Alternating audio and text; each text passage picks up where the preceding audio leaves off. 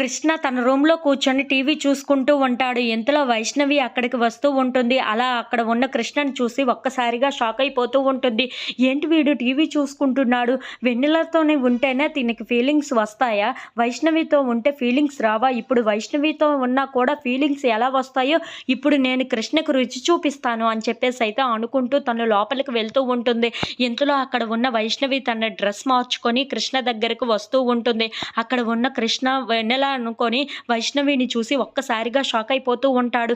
ఏంటి ఇలా వస్తుంది వెన్నెల అని చెప్పేసైతే అనుకుంటూ అక్కడ ఉన్న వైష్ణవి వైపు అలా చూస్తూ ఉండిపోతాడు. ఇంతలో అక్కడికి వైష్ణవి వచ్చి కృష్ణ ముందు పోజులు కొడుతూ ఉంటుంది. అది చూడగానే అక్కడ ఉన్న కృష్ణ మాత్రం ఒక్కసారిగా షాక్ అయిపోయి ఏంటి ఎప్పుడు వెన్నెల ఈ రకంగా నా ముందు కనిపించలేదే, ఈసారి ఎందుకు ఇలా రెడీ అయ్యి వచ్చింది అని చెప్పేసైతే అనుకుంటూ అక్కడ ఉన్న వైష్ణవి వైపు అలా చూస్తూ ఉండిపోతాడు.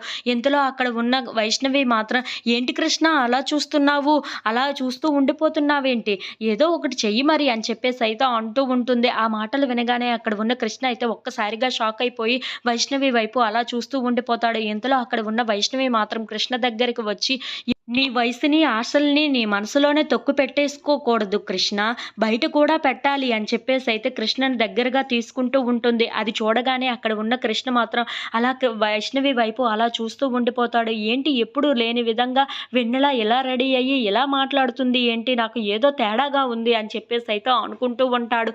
ఇంతలో అక్కడ ఉన్న వైష్ణవి మాత్రం కృష్ణ దగ్గరికి వచ్చి ముద్దు పెట్టుకోవడానికి ట్రై చేస్తూ ఉంటుంది. అది చూడగానే అక్కడ ఉన్న కృష్ణ అయితే చాలా కంగారు పడిపోతూ ఉంటాడు. ఏంటి ఈ విధంగా ఉంటుంది, నాకు ఏదో తేడాగా అనిపిస్తుంది అని చెప్పేసైతే అనుకుంటూ అక్కడ ఉన్న వైష్ణవి వైపు చూస్తూ ఉండిపోతాడు.